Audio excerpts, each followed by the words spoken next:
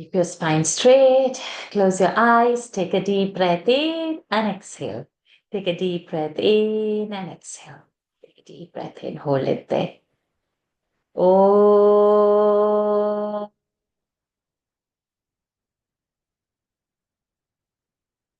Oh.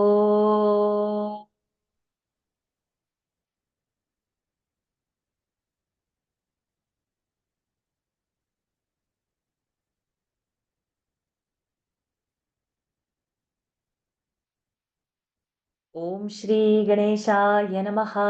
ॐ श्री सरस्वत्यै नमः। ॐ श्री गुरुभ्यो नमः। समस्तजनकल्याणे निरतं करुणामयं नमामि चिन्मयं देवं सद्गुरुं ब्रह्मविद्वरं सद्गुरुं ब्रह्मविद्वरं यो अन्तः प्रविश्य मम वाचमिमां प्रसुप्तां सञ्जीवयत्यखिलशक्तिधरस्वधाम्ना अन्यांश हस्तचरणश्रवणत्वगादीन् प्राणान्नमो भगवते पुरुषाय तुभ्यं प्राणान्नमो भगवते पुरुषाय तुभ्यं श्रीराम राम रामेति रमे रामे मनोरमे सहस्रनाम तत्तुल्यं रामनामवरानने आपदामपहर्तारं दातारं सर्वसम्पदां लोकाभिरामं श्रीरामं भूयो भूयो नमाम्यहम् पूजन्तं राम रामेति मधुरं मधुराक्षरम् आरुह्य कविताशाखां वन्दे वाल्मीकिकोकिलं मनोजवं मारुततुल्यवेगं जितेन्द्रियं बुद्धिमतां वरिष्ठं वातात्मजं वानरयूथमुख्यं श्रीरामदूतं शरणं प्रपद्ये चरितं रघुनाथस्य शतकोटिप्रविस्तरम् एकैकमक्षरं पुंसां महापातकनाशनम्। ॐ अथ सप्तविंशः सर्गः। अथ तां रजनीमुष्य विश्वामित्रो महायशाः प्रहस्य राघवं वाक्यम् उवाच मधुरस्वरं परितुष्टोऽस्मि भद्रन्ते राजपुत्र महायशः प्रीत्या परमया युक्तः ददाम्यस्त्राणि सर्वशः देवासुरगणान् वापि स गन्धर्वोरगान् भुवि यैरमित्रान् प्रसह्याजौ वशीकृत्य जयिष्यसि तानि दिव्यानि भद्रन्ते ददाम्यस्त्राणि सर्वशः दण्डचक्रं महद्दिव्यं तव दास्यामि राघव धर्मचक्रं ततो वीर कालचक्रं तथैव च विष्णुचक्रं तथात्युग्रं ऐन्द्रं चक्रं तथैव च वज्रमस्त्रं नरश्रेष्ठ शैवं शूलवरं तथा अस्त्रं ब्रह्मशिरश्चैव कैशीकमपि राघव ददामि ते महाबाहो ब्राह्ममस्त्रमनुत्तमं गदे द्वे चैव काकुत्स्थ मोदकी शिखरी शुभे प्रदीप्ते नरशार्दूल प्रयच्छामि नृपात्मज धर्मपाशमहं राम कालपाशं तथैव च वारुणं पाशमस्त्रं च ददाम्यहमनुत्तमम् अशनी द्वे प्रयच्छामि शुष्कार्द्रे रघुनन्दन ददामि चास्त्रं पैनाकम् अस्त्रं नारायणं तथा आग्नेयमस्त्रं दयितं शिखरं नाम नामतः वायव्यं प्रथमं नाम ददामि तव चानघ अस्त्रं हयशिरो नाम क्रौञ्चमस्त्रं तथैव च शक्तिद्वयं च काकुत्स्थ ददामि तव राघव कङ्कालं मुसलं घोरं कापालमथ किङ्किणीं पदार्थं रक्षसायानि ददाम्येतानि सर्वशः वैद्याधरं महास्त्रं च नन्दनं नाम नामतः असिरत्नं महाबाहो ददामि नृवरात्मज गन्धर्वमस्त्रं दयितं मोहनं नाम नामतः प्रस्वापनं प्रशमनं दद्मि सौम्यं च राघव वर्षणं शोषणं चैव सन्तापन विलापने मादनं चैव दुर्धर्षं गन्धर्पदयितं तथा गान्धर्वमस्त्रं दयितं मानवं नाम नामतः वैशाचमस्त्रं दयितं मोहनं नाम नामतः प्रतीच्छ नरशार्दूल राजपुत्र महायशः तामसं नरशार्दूल सौमनं च महाबलं संवर्तं चैव दुर्धर्षं मौसलं च नृपात्मज सत्यमस्त्रं महाबाहो तथा मायामयं परं सौरन्तेजः प्रभन्नाम परतेजोपकर्षणं सौमास्त्रं शिशिरन्नाम त्वाष्ट्रमस्त्रं सुदारुणं दारुणं च भगस्यापि शीतेषु मथ मानवम् एतान् राम महाबाहो कामरूपान् महाबलान् गृहाण परमोदारात् क्षिप्रमेव नृपात्मज स्थितस्तु प्राङ्मुखो भूत्वा शुचिर्मुनिवरस्तदा ददौ रामाय सुप्रीतः मन्त्रग्राममनुत्तमं सर्वसङ्ग्रहणं येषां दैवतैरपि दुर्लभं तान्यस्त्राणि तदा विप्रः राघवाय न्यवेदयत् चपतस्तु मुनेस्तस्य विश्वामित्रस्य धीमतः उपतस्थुर्महार्हाणि सर्वाण्यस्त्राणि राघवम् ऊचुश्च मुदिता रामं सर्वे प्राञ्जलयस्तदा इमे च परमोदारः किङ्करास्तव राघव यद्यदिच्छसि भद्रन्ते तत्सर्वं करवामवै ततो रामः प्रसन्नात्मा तैरित्युक्तो महाबलैः प्रतिगृह्य च काकुत्स्थः समालभ्य च पाणिना मानसा मे भविष्यध्वम् इति तान्यभ्यचोदयत् ततः प्रीतमना रामः विश्वामित्रं महामुनिम् अभिवाद्य महातेजा गमनायोपचक्रमे ॐ तत्सत् इत्यार्षे श्रीमद् रामायणे वाल्मीकीये आदिकाव्ये बालकाण्डे 27 सर्गः हरि ओम् तत्सत् श्री सीतारामचन्द्रार्पणमस्तु ॐ Pranams to the Lord. Pranams to all the Mahatmas in tonight's Valmiki Ramayana session. So we have completed till this Sarga, the 27th Sarga. Straight away we'll get into the 28th. Volunteers, please raise your hand. If I know the number of volunteers beforehand, so I can allocate the count of shlokas accordingly. 3 volunteers. 4. Okay, let us see. Anyway, we'll complete this quickly. अथाष्टाविंशः सर्गः प्रतिगृह्य ततोऽस्त्राणि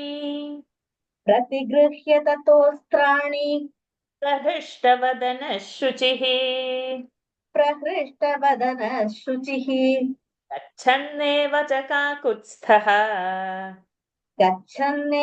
च काकुत्स्थः विश्वामित्रमथाब्रवीत् प्रतिगृह्य ततोऽस्त्राणि प्रहृष्टवदनः शुचिः गच्छन्नेव च काकुत्स्थः विश्वामित्रमथाब्रवीत्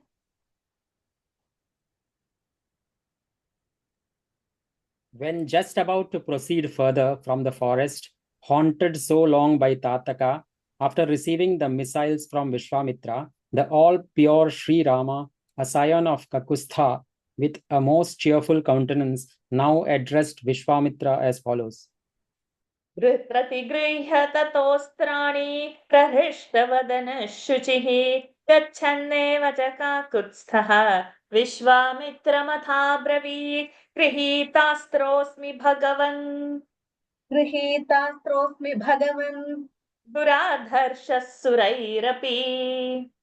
दुराधर्षः सुरैरपि अस्त्राणां त्वहमिच्छामि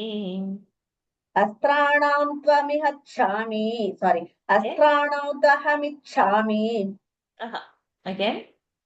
अस्त्राणां त्वमिच्छामि त्वहमिच्छामि अस्त्राणां त्वहमिच्छामि So अस्त्राणां तु अहम् इच्छामि. It's my turn only. Sorry. संहारान्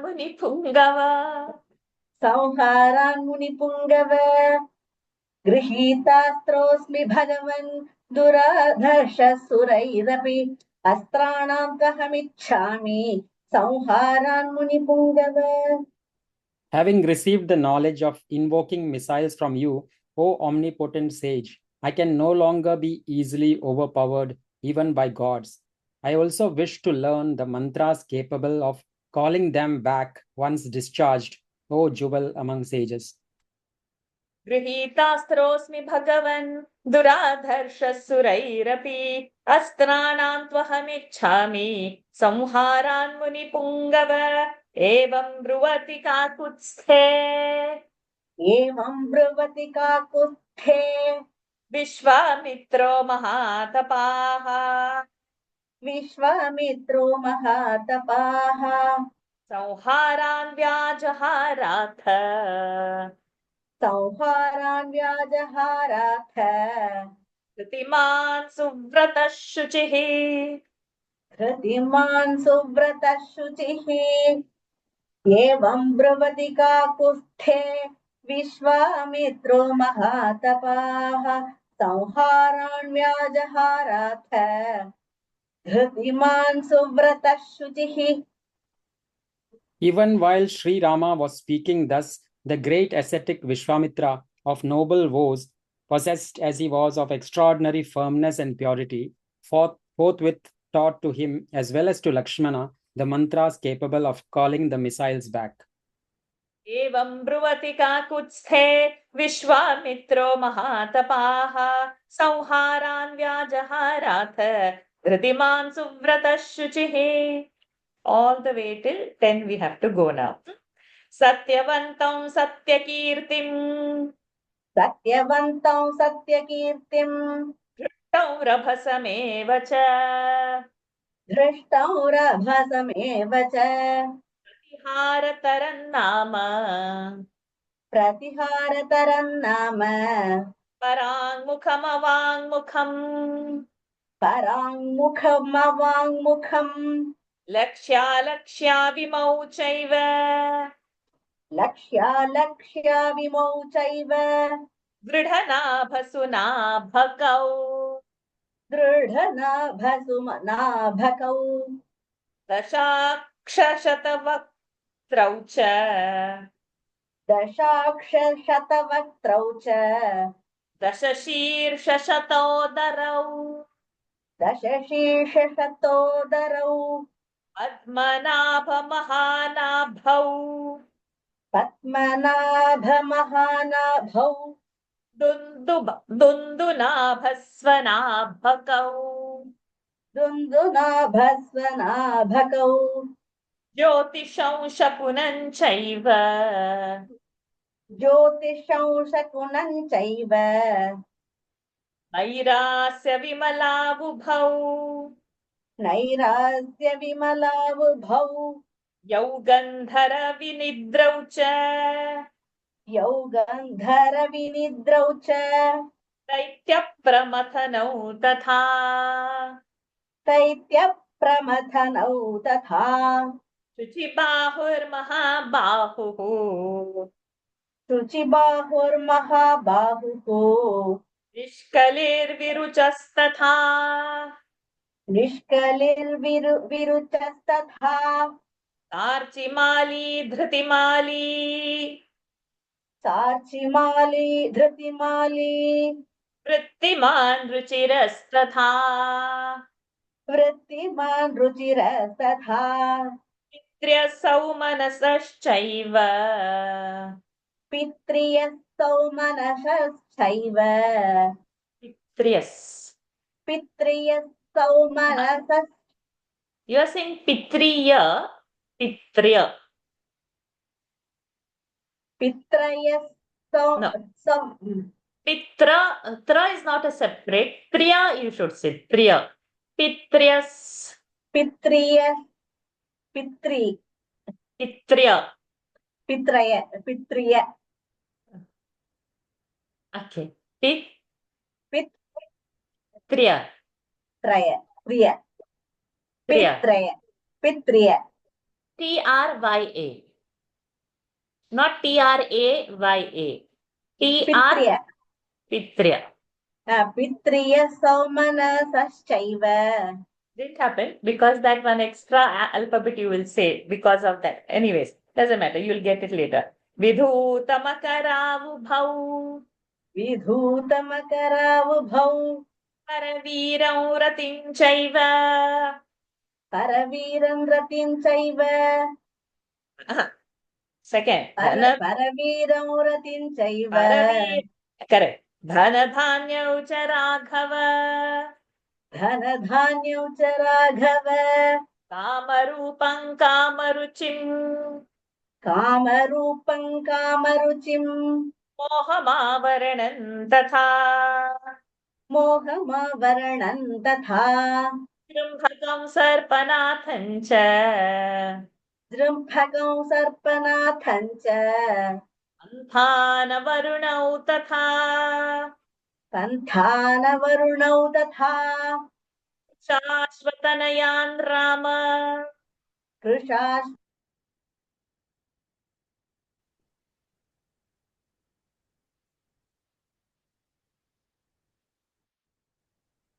Shashvatanayan Rama.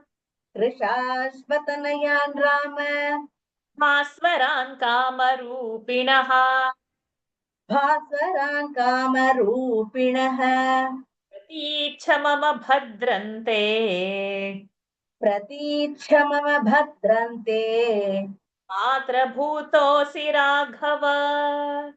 पात्रभूतोऽसि Raghava One more. बाढमित्येव काकुत्स्थः बाढमित्येव काकुत्स्थः प्रहृष्टेनान्तरात्मना प्रहृष्टेनान्तर दिव्यभास्वरदेहाश्च दिव्यभास्वरदेहाश्च मूर्तिमन्तः सुखप्रदाः. मूर्तिमन्तः सुखप्रदाः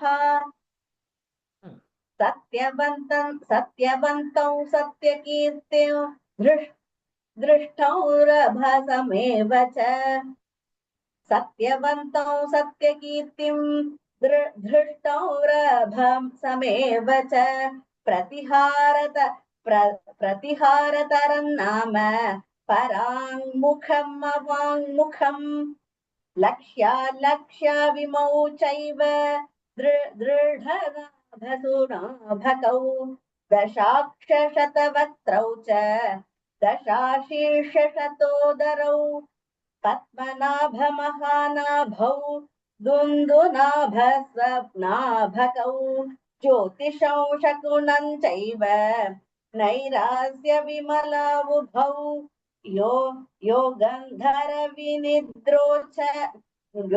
योगन्धरविनिद्रौ च दैत्यप्रमथनौ तथा शुचिबाहुर्महाबाहुः निष्कलिर्विरुचस्तथा सार्चिमाली धृतिमाली पृत्तिमान् रुचिरस्तथा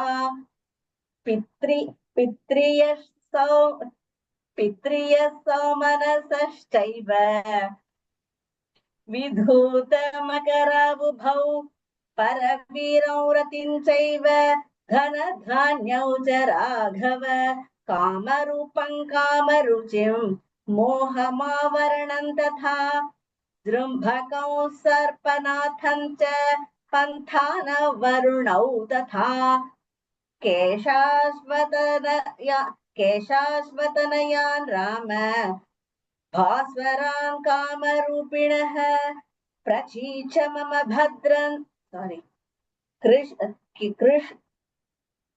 कृशाश्वतनयान् राम भास्वरान् कामरूपिणः प्रतीच्छ मम भद्रन्ते पात्रभूतोऽसि Raghava बाढमित्येव काकुत्स्थे बाढमित्येव काकुत्स्थः प्रहृष्टेनान्तरात्मना दिव्यभास्वरदेहाश्च मूर्तिमन्तः सुखप्रदाः.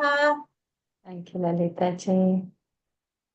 He said, "Receive from me, O Rama, a scion of Raghu, since you are a fit recipient, other glorious missiles capable of assuming any form at will and bearing the names of Satyavan, Satyakirti, Dhrishta, and Rabhasa, Pratiharatara, Paranmukha, and Avanmukha, Lakshya and Alakshya, as well as the yonder Dridhanabha and Sunabha, Dashaksha and Sattavaktra, as well as Dasha, Shirsha, and Satodara, Padmanabha and Mahanabha, Dundunabha and Swanabha, Jyotish, as well as Sakuna, both Nairasya and Vimala, Yogandhara and Vinidra, and even so Daitya and Pramatana, those going by the names of Suchibahu, Mahabahu, Nishkali and Virucha, Sarchimali, Dhritimali, Vrittiman, and Ruchira,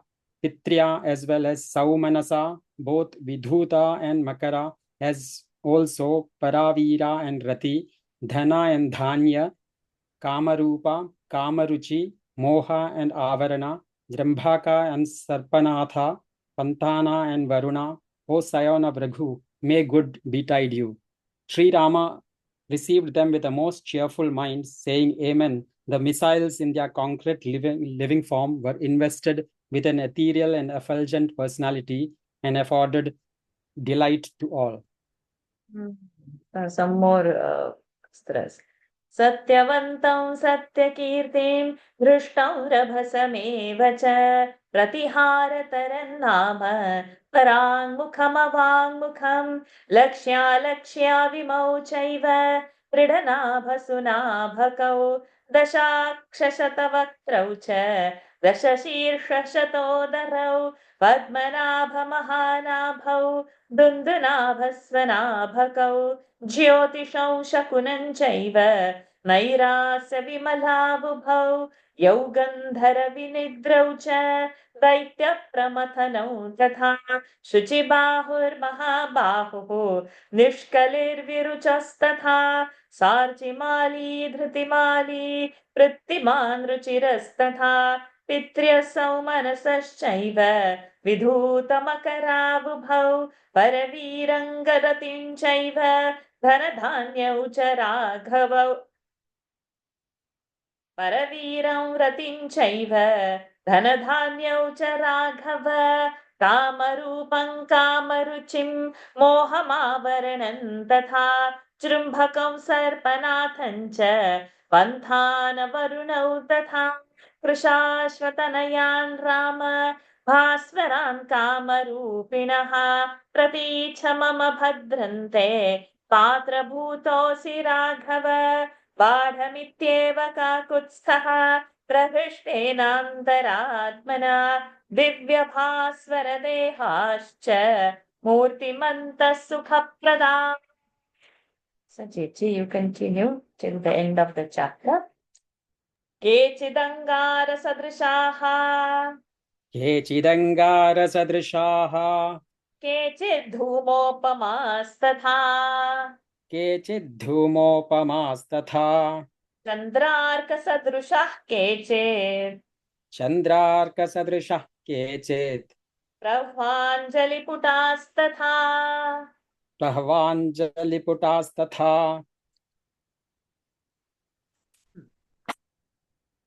Some of them shone like live coal, others were smoky in appearance, while still others were brilliant as the sun and the moon, and were inclined towards with their palms joined together so as to form a cavity. You have to read the verse, full verse. Oh, sorry. केचिदङ्गारसदृशा केचिदङ्गारसदृशः केचिद्धूमोपमास्तथा. We can break the pada, no problem. केचिदङ्गारसदृशः केचिद्धूमोपमास्तथा चन्द्रार्कसदृशः केचित् प्रह्वाञ्जलिपुटास्तथा. केचिदङ्गारसदृशाः केचिद्धूमोपमस्तथा चन्द्रार्कसदृशः केचित् प्रह्वाञ्जलिपुटास्तथा रामं प्राञ्जलयो भूत्वा ब्रुवन् मधुरभाषिणः. रामं प्राञ्जलयो भूत्वा ब्रुवन् मधुरभाषिणः. इमे स्म नरशार्दूल शाधिकिङ्करवामते. इमे स्म नरशार्दूल शाधिकिङ्करवामते. रामं प्राञ्जलयो भूत्वा ब्रुवन् मधुरभाषिणः. इमे स्म नरशार्दूल शाधिकिङ्करवामते. Standing with their hollowed palms joined together, they addressed Sri Rama in sweet accents as follows: Here we are, O tiger among men. Pray instruct us what we can do for you. रामं प्राञ्जलयो भूत्वा ब्रुवन् मधुरभाषिणः इमे स्म नरशार्दूल शाधिकिङ्करवामते गम्यतामिति तानाह यथेष्टौ रघुनन्दनः गम्यतामिति तानाह यथेष्टं रघुनन्दनः. मानसः कार्यकालेषु साहाय्यं मे करिष्यथ मानसः कार्यकालेषु साहाय्यं मे करिष्यथ. गम्यतामिति तानाह यथेष्टं रघुनन्दनः. मानसः कार्यकालेषु साहाय्यं मे करिष्यथ. Sri Rama replied to them saying, Let you be gone as you will for the present. Appearing in my mind whenever I recall you, you should render assistance to me in times of emergency. गम्यतामिति तानाह यथेष्टौ रघुनन्दनः मानसः कार्यकालेषु साहाय्यं मे करिष्यथ अथ ते राममामन्त्र्य कृत्वा चापि प्रदक्षिणम् एवमस्त्विति काकुत्स्थम् उक्त्वा जग्मुर्यथागतम्.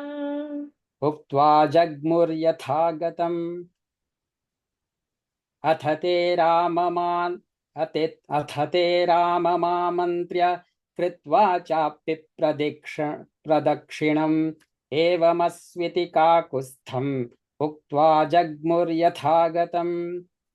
Taking leave of Sri Rama and also going round him clockwise as a mark of respect and addressing the scion of Kakustha in the words, Be it so, they withdrew even as they had come. अथ ते राममामन्त्र्य कृत्वा चापि प्रदक्षिणम् एवमस्त्विति काकुत्स्थम् उक्त्वा जग्मुर्यथागतम् स च तान् राघवो ज्ञात्वा विश्वामित्रं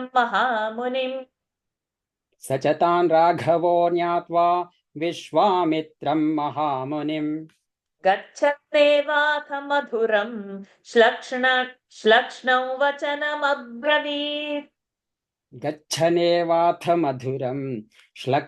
वचनमब्रवीत्. स च तान् राघवो ज्ञात्वा विश्वामित्रं महामुनिम् गच्छन्नेवाथ मधुरं श्लक्ष्णौ वचनमब्रवीत्.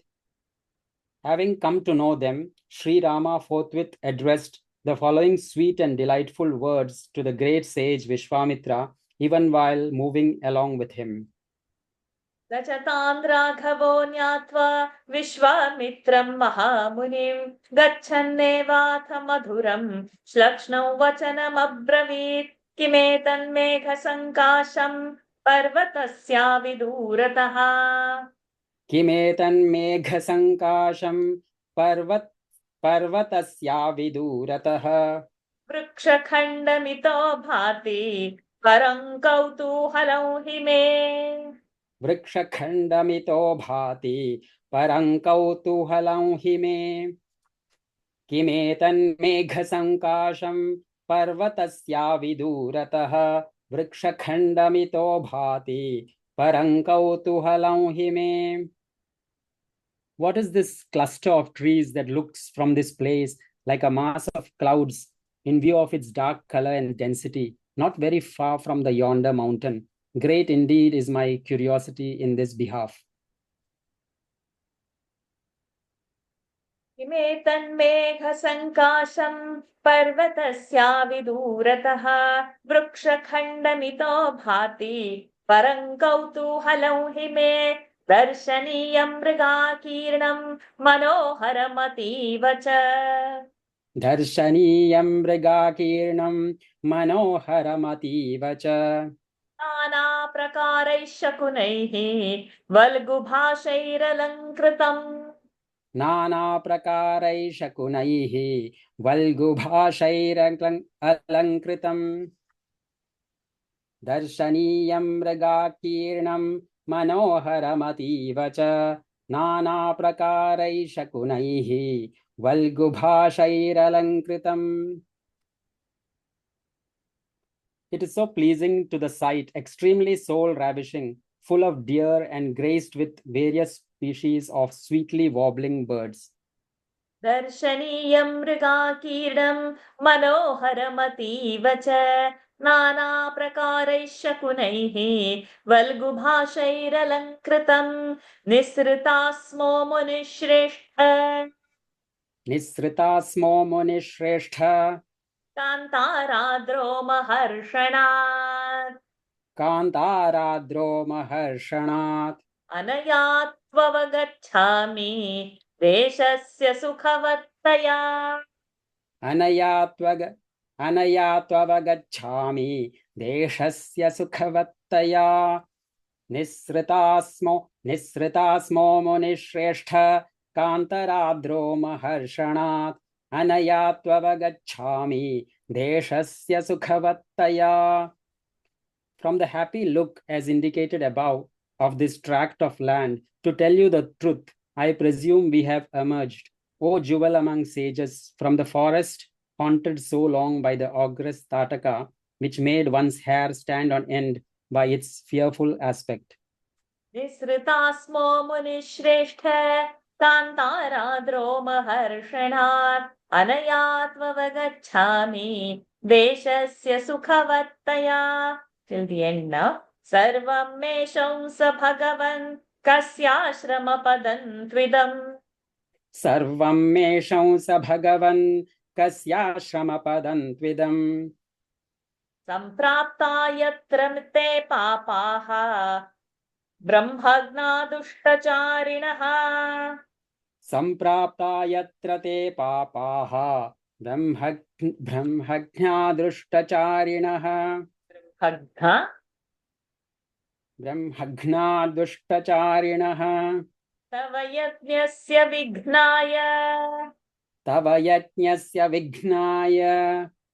दुरात्मानो महामुने भगवंस्तस्य को देशः सा यत्र तव याज्ञिकी भगवंस्तस्य को देशः सा यत्र तव याज्ञिकी रक्षितव्या क्रिया ब्रह्मन् मया वध्याश्च राक्षसाः रक्षितव्या क्रिया ब्रह्मन् मया वध्याश्च राक्षसाः एतत् सर्वं मुनिश्रेष्ठ श्रोतुमिच्छाम्यहं प्रभो एतत् सर्वं मुनिश्रेष्ठ श्रोतुमिच्छाम्यहं प्रभो. ॐ तत्सत् इत्यार्षे श्रीमद् रामायणे ॐ तत्सत् इत्यार्षे श्रीमद् रामायणे वाल्मीकीये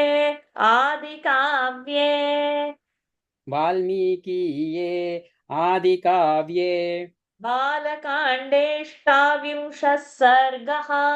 हरि ओम् तत्सत्. बालकाण्डेष्टाविंशः सर्गः. हरि ओम् तत्सत्.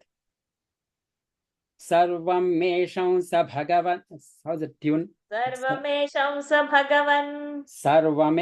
स भगवन् कस्याश्रमपदं त्विदं सम्प्राप्ता यत्र ते पापाः ब्रह्मज्ञा दुष्टचारिणः तव यज्ञस्य विघ्नाय दुरात्मानो महामुने भगवंस्तस्य को देशः सा यत्र तव याज्ञिकी रक्षितव्या क्रिया ब्रह्मन् मया वध्याश्च राक्षसाः एतत् सर्वं मुनिश्रेष्ठ श्रोतुमिच्छाम्यहं प्रभो. ॐ तत्सत् इत्यार्षे श्रीमद् रामायणे वाल्मीकीये आदिकाव्ये बालकाण्डेष्टाविंशः Balakandeshtavyushah sarga, or you can split the Balakande Ashtavyushah sargaha. We'll make life simple. Balakande Ashtavyunsha Sargaha. Hari Om Tat Sat.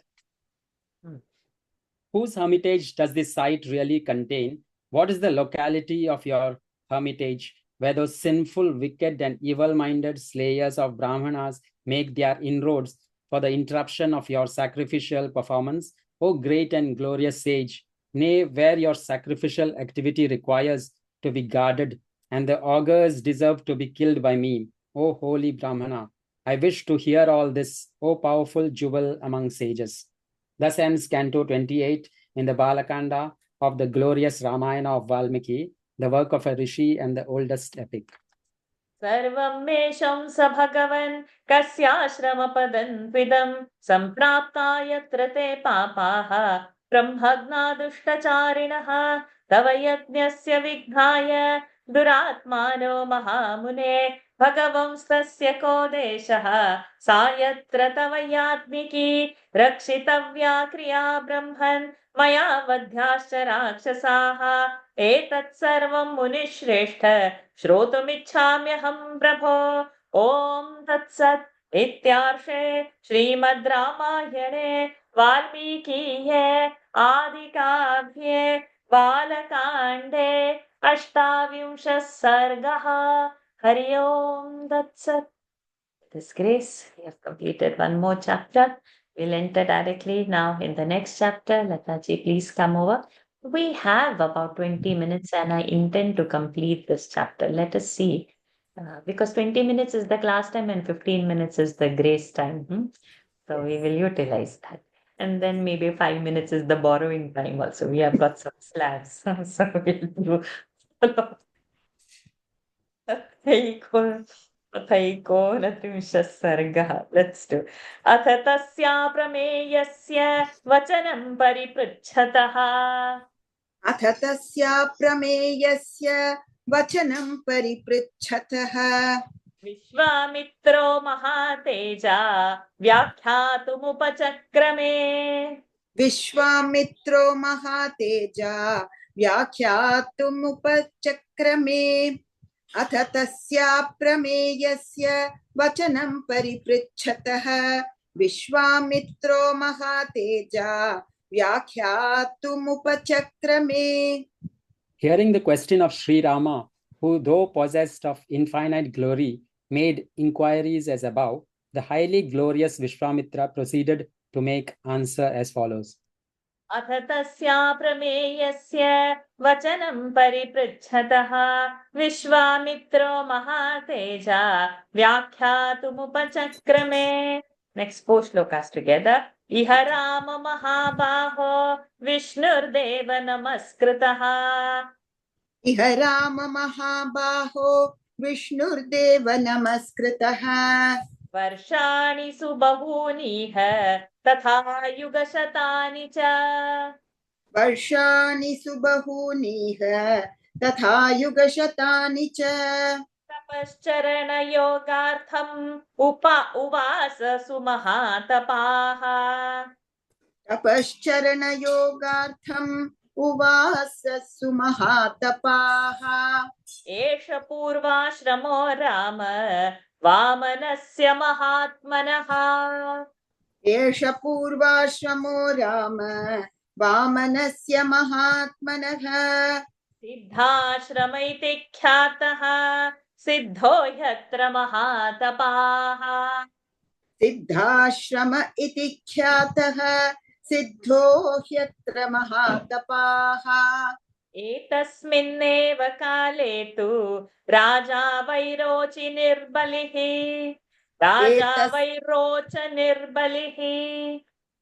एतस्मिन्नेव काले तु राजा वैरोचनिर्बलिः निर्जित्य दैवतगणान् सेन्द्रान् सह मरुद्गणान् निर्जित्य दैवतगणान् सेन्द्रान् सह मरुद्गणान् कारयामास तद्राज्यं त्रिषु लोकेषु विश्रुतः कारयामास तद्राज्यं त्रिषु लोकेषु विश्रुतः इह shall I continue? इह राम महाबाहो विष्णुर्देव नमस्कृतः वर्षाणि सुबहूनीह तथा युगशतानि च तपश्चरणयोगार्थम् उवास सुमहातपाः एष पूर्वाश्रमो राम वामनस्य महात्मनः सिद्धाश्रम इति ख्यातः सिद्धो ह्यत्र महातपाः एतस्मिन्नेव काले तु राजा वैरोच निर्बलिः निर्जित्य दैवतगणान् सेन्द्रान् सह मरुद्गणान् कारयामास तद्राज्यं त्रिषु लोकेषु विश्रुतः.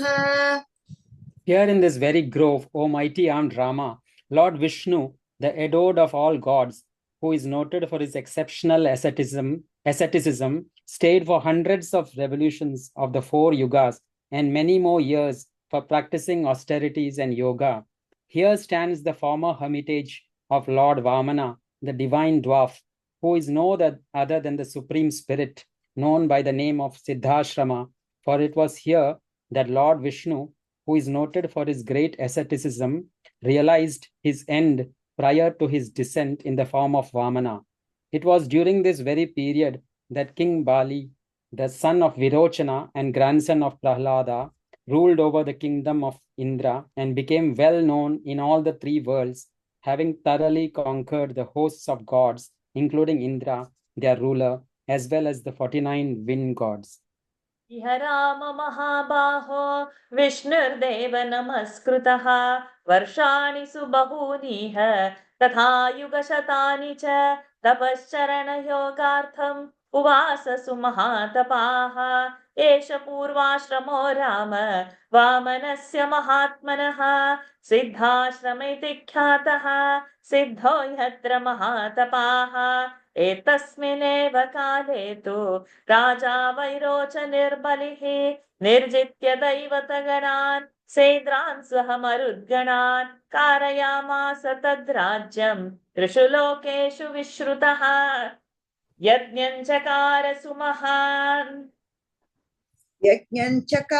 सुमहान् असुरेन्द्रो महाबलः So Mahan Hapna has gone balances Asura Indra, king of the Asuras. Balestu yajamanasya devasagni purogamaha. Balestu yajamanasya devasagni purogamaha. Samagamya swayanchaiva Vishnumuchurihashrame. Samagamya swayanchaiva Vishnumuchurihashrame. Yajñanchakara sumahan asurendro mahabalaha balestu yajamanasya devasagni purogamaha samagamya swayanchaiva Vishnumuchurihashrame. The very mighty Bali, the ruler of demons, who was exceptionally great, initiated a sacrifice. While Bali was proceeding with the sacrifice, the gods, along with Agni, the god of fire, who headed them personally, met Lord Vishnu, who had been practicing austerities in this very hermitage, and submitted to him as follows. Yajñanchakara sumahan asurendro mahabalaha balestu yajamanasya devasagni purogamaha samagamya swayanchaiva Vishnumuchirihashrame. Go till 10 now. Balirvairocha nirvishno yajate yajñamuttamam. Balirvairocha nirvishno yajate yajñamuttamam. Asamapta vrate tasmin swakaryamabhipadyatam. Asamapta vrate tasmin swakaryamabhipadyatam. Ye chainamabhivartante yachitara itastataha. Ye chainamabhivartante yachitara itastataha. यच्च यत्र यथावच्च सर्वं तेभ्यः प्रयच्छति। यच्च यत्र यथावच्च सर्वं तेभ्यः प्रयच्छति। Sorry. सत्वं सुरहितार्थाय मायायोगमुपाश्रितः सत्वं सुरहितार्थाय मायायोगमुपाश्रितः वामनत्वं गतो विष्णो कुरु कल्याणमुत्तमम्। वामनत्वं गतो विष्णु कुरु कल्याणमुत्तमम्। कुरु कल्याण नॉर्मल। कुरु कल्याणमुत्तमम्। एतस्मिन्नन्तरे राम कश्यपोऽग्निसमप्रभः एतस्मिन्नन्तरे राम कश्यपोऽग्निः समप्रभः। निस्समनो अग्निसमप्रभः अदित्या सहितो राम दीप्यमान इव ऊजसा। आदित्या सहितो राम दीप्यमान इव ऊजसा। बलिर्वैरोचनिर्विष्णो यजते यज्ञमुत्तमम् असमाप्तव्रते तस्मिन् स्वकार्यमभिपद्यताम्। ये चैनमभिवर्तन्ते याचितारहितस्ततः यच्च यत्र यथावच्च सर्वं तेभ्यः प्रयच्छति। सत्वं सुरहितार्थाय मायायोगमुपाश्रितः वामनत्वं गतो विष्णु कुरु कल्याणमुत्तमम्। एतस्मिन्नन्तरे राम कश्यपोऽग्निः समप्रभः आदित्या सहितो राम दीप्यमान इव ऊजसा। Bali, the son of Virochana, O omnipresent Lord, has commenced a great sacrifice. Let the object of your proteges be fully accomplished while he has not yet concluded his sacred observance. To those who approach him from here and there with some solicitation, he duly gives whatever object they ask and of whatever category. Therefore, assuming the semblance of a dwarf by establishing contact with Maya, the energy which wields your true nature and invests you with a seemingly human or mortal character, for the sake of doing good to gods, be pleased to serve our best interest. In the meantime, O Rama, the delighter of all, there appeared on the scene sage Kashyapa, resplendent as fire, accompanied by his wife Aditi, as though glowing with his incarnate glory. बलिर्वैरोचनिर्विष्णो यजते यज्ञमुत्तमम् असम्पाप्तव्रते तस्मिन् स्वकार्यमभिपद्यताम्। ये चैनमभिवर्तन्ते याचितारयितस्ततः यच्च यत्र यथावच्च सर्वं तेभ्यः प्रयच्छति। सत्वं सुरहितार्थाय मायायोगमुपाश्रितः वामनत्वं गतो विष्णो कुरु कल्याणमुत्तमम्। एतस्मिन्नन्तरे राम कश्यपोऽग्निसमप्रभः आदित्या सहितो राम दीप्यमान इव ऊजसा। If need be, Lataji, if need be, I'll be taking you again, but for now, next 10, Nikhilaji. देवी सहायो भगवान् दिव्यं वर्षसहस्रकम्। देवी सहायो भगवान् दिव्यं वर्षसहस्रकम्।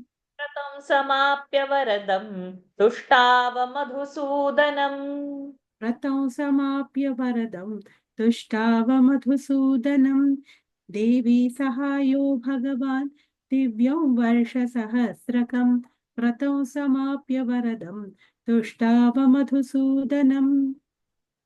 Having concluded his sacred observance, extending over 1,000 celestial years, in the company of his wife, the glorious sage eulogized Lord Vishnu, the destroyer of the demon Madhu, who was disposed to confer a boon on him as follows.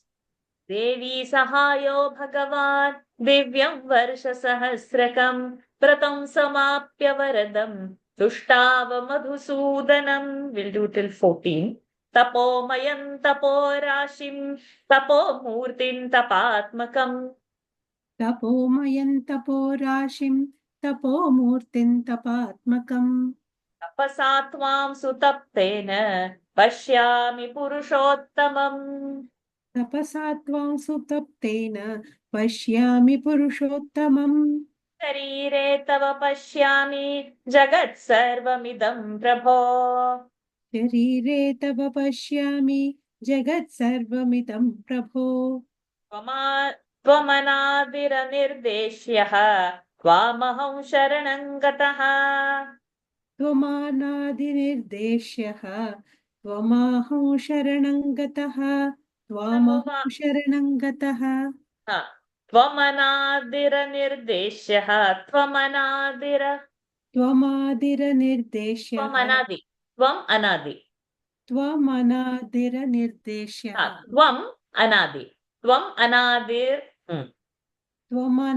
त्वमनादिरनिर्देश्यः त्वामहं शरणं गतः तमुवाच हरिः प्रीतः कश्यपन्धूतकल्मषम् तमुवाच हरिः प्रीतः कश्यपन्धूतकल्मषम् वरं वरय भद्रन्ते वरार्होऽसि मतो मम वरं वराय भद्रन्ते वरार्होऽसि मतो ममः ममः मम हा वरं वराय भद्रन्ते वरार्होऽसि मतो मम तमुवाच हरिः प्रीतः No, you can do कश्यपन्धू from you can do from 12. sorry yeah correct. तपोमयं तपोराशिं तपोमूर्तिं तपात्मकं तपसा त्वं सुतप्तेन पश्यामि पुरुषोत्तमं शरीरे तव पश्यामि जगत् सर्वमिदं प्रभो त्वमनादिरनिर्देशः त्वामहं शरणं गतः तमुवाच हरिः प्रीतः कश्यपन्धूतकल्मषं वरं वरय भद्रन्ते वरार्होऽसि मतो मम By virtue of my asceticism, duly practiced, I am able to behold the Supreme Person in you, endowed as you are with abundant asceticism, a repository of asceticism, nay, asceticism incarnate and consisting of asceticism itself. I perceive this entire creation consisting of animate and inanimate beings in your body, O Lord. You are without beginning and indescribable. I have sought you as my refuge. Full of joy, Sri Hari replied as follows to the sage Kashyapa, who had shaken off all impurities. Ask of me a boon of your choice. May good betide you, for you are considered by me as deserving of favor.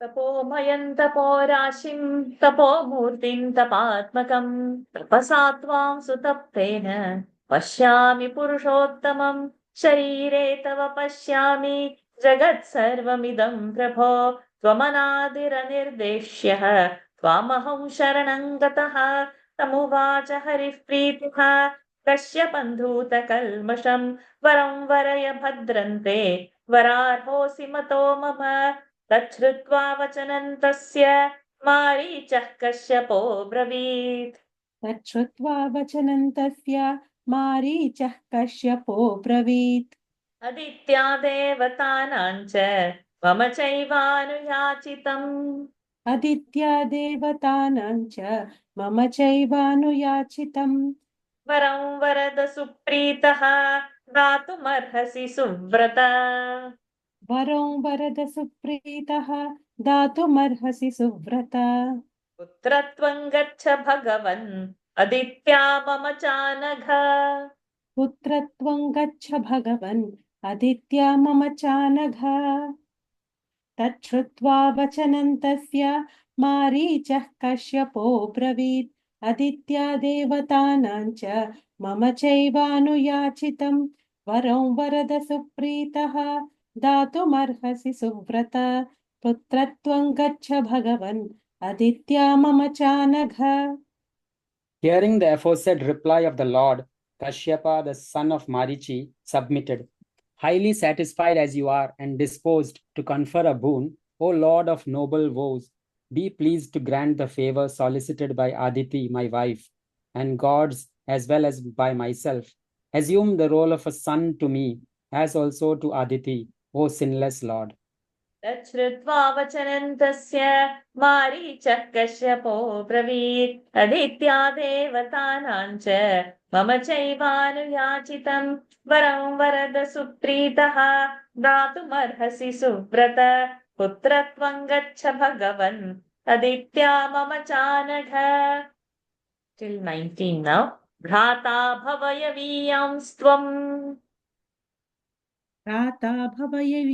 भ्राता भवयवीयांस्त्वं चक्रस्यासुरसूदन चक्रस्यासुरसूदन शोकार्तानां तु देवानां शोकार्तानां तु देवानां साहाय्यं कर्तुमर्हसि.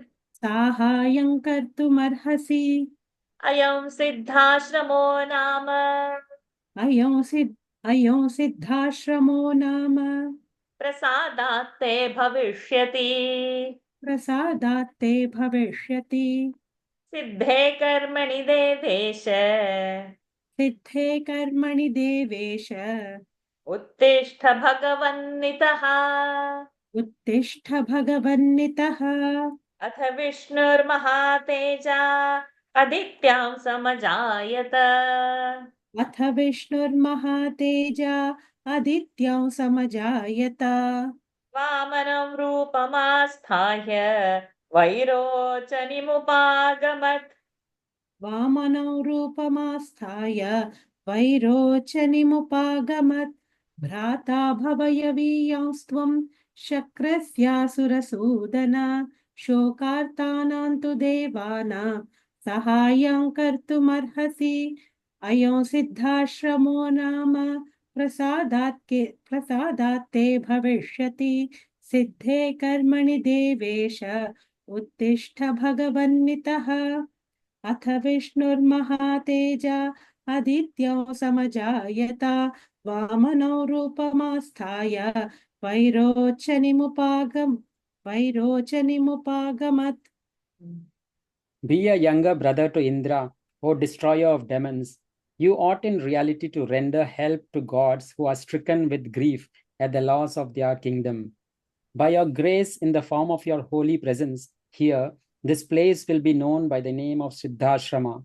Your undertaking in the form of austerities having been successfully concluded, O ruler of gods, shift yourself to our abode from this place, O Lord. Now, the exceptionally glorious Lord Vishnu took his descent through Aditi and, assuming the form of the divine dwarf, sought the presence of Bali, the son of Virochana, Prahalada's son. Aditi, not Aditi, Aditi.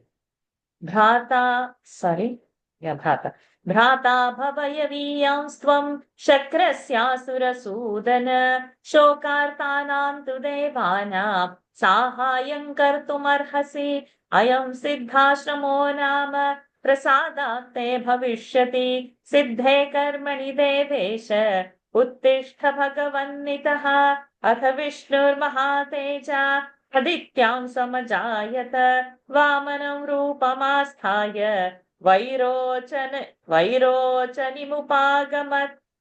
21. Okay, we'll do it in next two. त्रीन् पदानथ भिक्षित्वा प्रतिगृह्य च मेदिनीम्. तीन् पदानथ भिक्षित्वा प्रतिगृह्य च मेदिनीम्.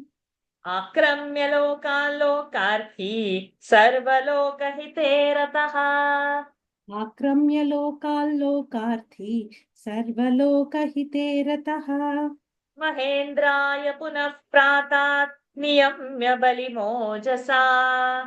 महेन्द्राय पुनः प्रादात् नियम्य बलिमोजसा.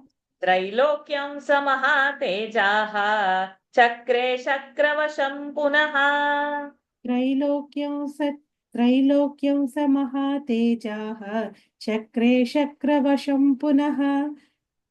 त्रीन् पदानथ भिक्षित्वा प्रतिगृह्य च मेदिनीम् आक्रम्य लोकान् लोकार्थी सर्वलोकहिते रतः महेन्द्राय पुनः प्रादात् नियम्य बलिमोजसा त्रैलोक्यं स महातेजाः चक्रे शक्रवशं पुनः.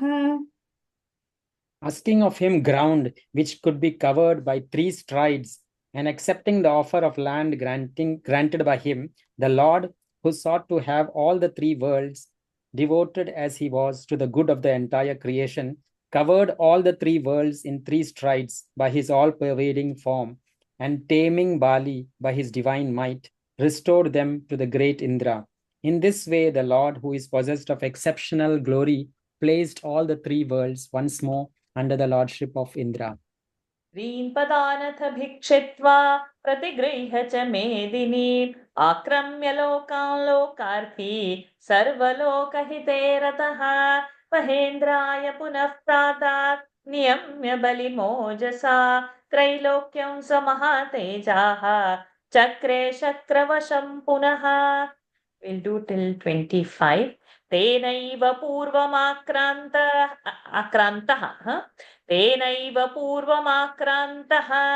आश्रमश्रमनाशनः. तेनैव पूर्वमाक्रान्तः आश्रमश्रमनाशनः मयापि भक्त्या तस्यैव वामनस्योपभुज्यते. मयापि भक्त्या तस्यैव वामनस्योपभुज्यते.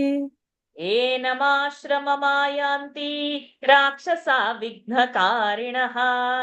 येनमाश्रममायान्ति राक्षसा विघ्नकारिणः. अत्र ते पुरुषव्याघ्र हन्तव्या दुष्टचारिणः. अत्र ते पुरुषव्याघ्र हन्तव्यदुष्टचारिणः. अद्य गच्छामहे. Sorry. I misspelled. हन्तव्यदुष्टचारिणः. अद्य गच्छामहे राम सिद्धाश्रममनुत्तमम्. अद्य गच्छामहे राम सिद्धाश्रममनुत्तमम्. तदाश्रमपदं तात तवाप्येतद्यथा मम. तदाश्रमपदं तात तवाप्येतद्यथा मम. इत्युक्त्वा परमप्रीतः गृह्य रामौ स लक्ष्मणम्. इत्युक्त्वा परमं प्रीतः गृह्य रामौ स लक्ष्मणम्.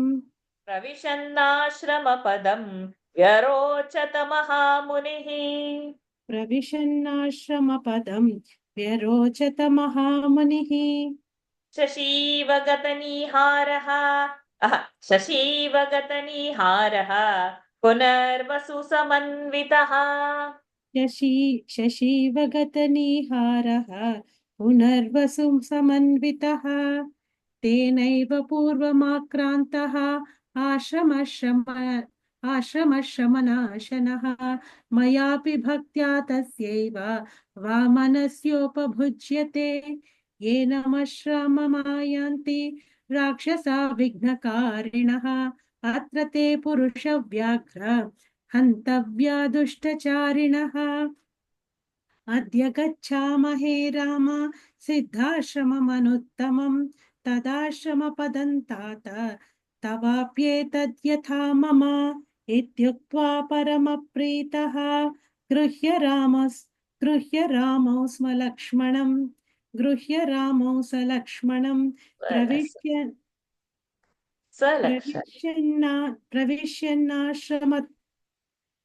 प्रविश्यन्नाश्रमपदं व्यरोचत महामुनिः.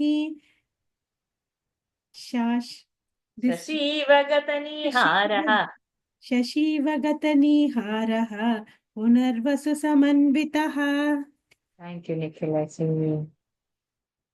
By that very Lord was this hermitage trodden in the remote past, and is accordingly capable of ending the toils of transmigration.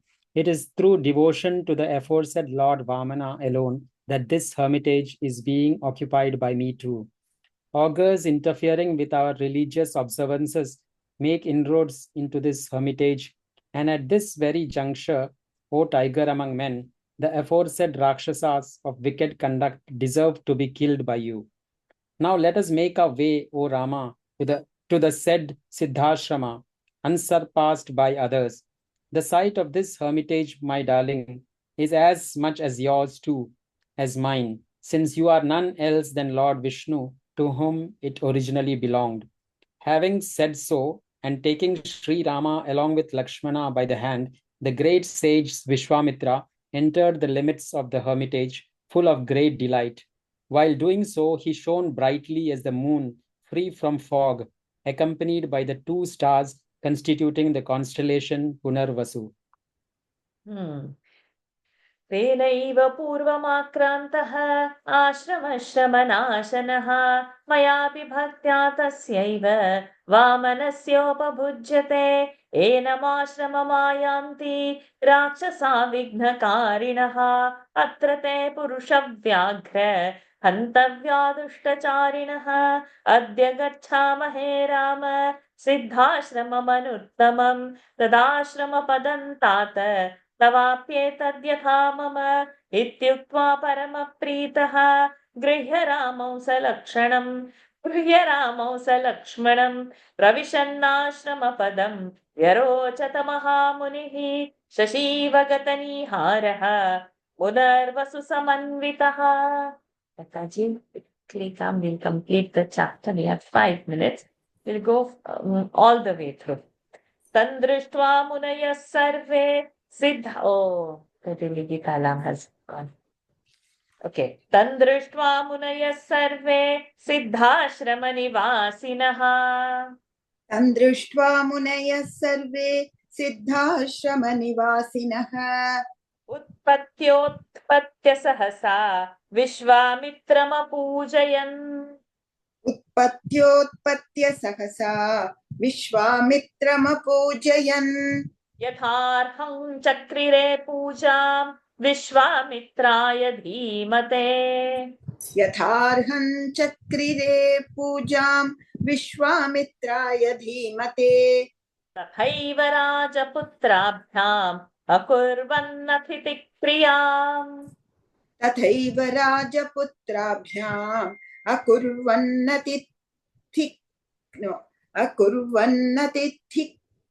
क्रियाम् I'm not getting it. अतिथिक्रियाम्. अकुर्वन्नतिक्रियाम् मुहूर्तमथ विश्रान्तौ राजपुत्रावरिन्दमौ. मुहूर्तमथ विश्रान्तौ राजपुत्रावरिन्दमौ प्राञ्जलिमुनिशार्दूलम् ऊचतु रघुनन्दनौ. प्राञ्जलिमुनिशार्दूलम् ऊचतु रघुनन्दनौ अद्यैव दीक्षां प्रविश भद्रन्ते मुनिपुङ्गव. अद्यैव दीक्षां प्रविश भद्रन्ते मुनिपुङ्गव दीक्षा न दीक्षां सिद्धाश्रमोऽयं सिद्धः स्यात् सत्यमस्तु वचस्तव. सिद्धाश्रमोऽयं सिद्धः सिद्धाश्रमोऽयं सिद्धः स्यात् सत्यमस्तु वचस्तव एवमुक्तो महातेजा विश्वामित्रो महान् ऋषिः. एवमुक्तो महातेजा विश्वामित्रो महान् ऋषिः प्रविवेश तदा दीक्षां नियतो नियतेन्द्रियः. प्रविवेश तदा दीक्षां नियतो नियतेन्द्रियः कुमाराविव तां रात्रिम् उषित्वा सुसमाहितौ. कुमाराविव तां रात्रिम् उषित्वा सुसमाहितौ प्रभातकाले चोत्थाय पूर्वां सन्ध्यामुपास्य च. प्रभातकाले चोत्थाय पूर्वां सन्ध्यामुपास्य च सशुचि परमञ्जाप्यं समाप्य नियमेन च. प्रशुचि परमञ्जाप्यं समाप्य नियमेन च ताग्निहोत्रमासीनं विश्वामित्रमवन्दताम् उताग्निहोत्रमासीनं विश्वामित्रमवन्दताम् ॐ तत्सत् इत्यार्षे श्रीमद् रामायणे ॐ तत्सत् इत्यार्षे श्रीमद् रामायणे वाल्मीकिये आदिकाव्ये बालकाण्डे 39 सर्गः हरिः ओम् वाल्मी इत्यार्षे श्रीमद् रामायणे वाल्मीकीये आदिकाव्ये बालकाण्डे 39 सर्गः ॐ तत्सत् तं दृष्ट्वा मुनयः सर्वे सिद्धाश्रमनिवासिनः उत्पत्त्योत्पत्त्य सहसा विश्वामित्रमपूजयन् यथार्हं चक्रिरे पूजां विश्वामित्राय धीमते तथैव राजपुत्राभ्याम्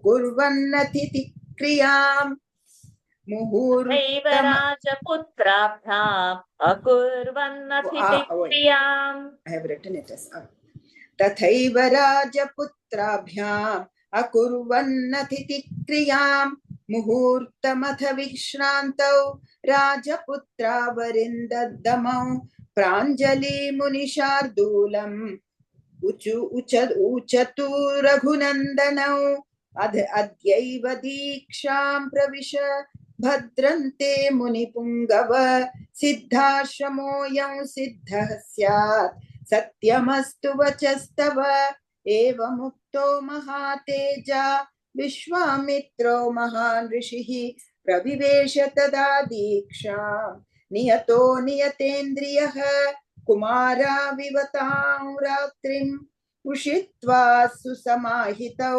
प्रभातकाले चोत्थाय पूर्वां सन्ध्यामुपास्य च प्रशुचि परमञ्जाप्यं समाप्य नियमेन च हुताग्निहोत्रमासीनं विश्वामित्रमवन्दताम् ॐ तत्सत् इत्यार्षे श्रीमद् रामायणे वाल्मीकीये आदिकाव्ये बालकाण्डे 39 सर्गः ॐ तत्सत्. Thank you, Lataji. Somebody put in Daily Gita. We are going to be 6 minutes additional time from here now. We'll complete this off. Seeing him come after a long time with the two distinguished guests, all the hermits dwelling in the hermitage sprang up in a flurry, one after another, and paid their homage to Vishwamitra. They offered worship to the wise Vishwamitra according to his deserts, and likewise offered hospitality to the two princes, Sri Rama and Lakshmana.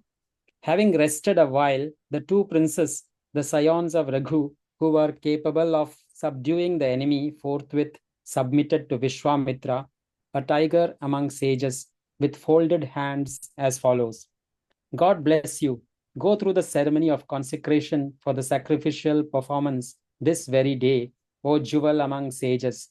Let this Siddhashrama prove to be an abode of success and thereby justify its name, and let your word that the augurs deserve to be killed by me come true.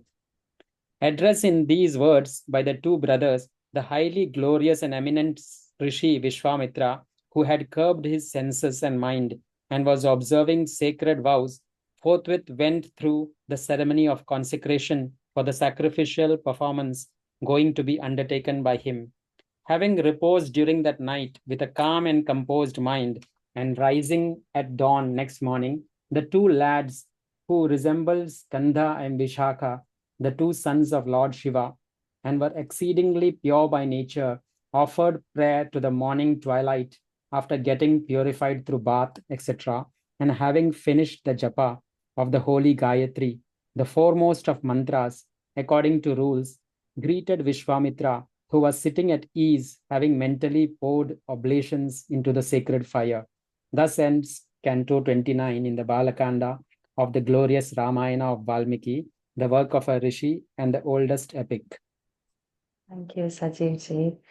तन्द्दृष्ट्वा मुनयः सर्वे सिद्धाश्रमनिवासिनः उत्पत्त्योत्पत्त्य सहसा विश्वामित्रमपूजयन् यथार्हं चक्रिरे पूजां विश्वामित्राय धीमते तथैव राजपुत्राभ्याम् अकुर्वन्नतिथिक्रियां मुहूर्तमथ विश्रान्तौ राजपुत्रावरिन्दमौ प्राञ्जलिमुनिशार्दूलम् ऊचतु रघुनन्दनौ अद्यैव दीक्षां प्रविश भद्रन्ते मुनिपुङ्गव सिद्धाश्रमोऽयं सिद्धः स्यात् सत्यमस्तु वचस्तव एवमुक्तो महातेजा विश्वामित्रो महान् ऋषिः प्रविवेश तदा दीक्षां नियतो नियतेन्द्रियः कुमाराविवतां रात्रिम् उषित्वा सुसमाहितौ प्रभातकाले चोत्थाय पूर्वां सन्ध्यामुपास्य च प्रशुचि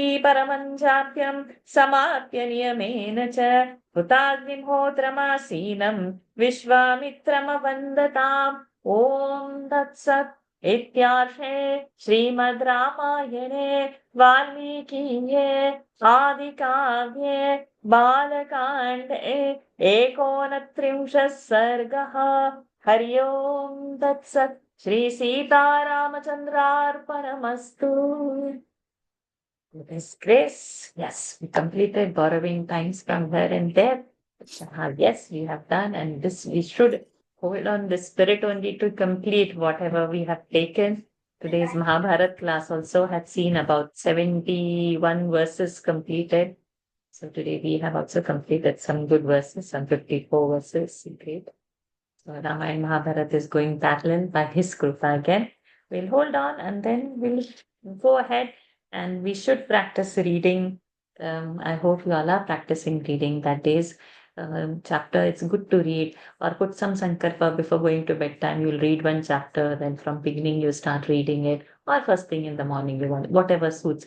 One chapter per day if you do. By the time we are completing the text, we all will learn Sanskrit along with this automatically. So if you have any doubts, please give me a personal WhatsApp message. We are not getting into clearing it in the class because of lack of time.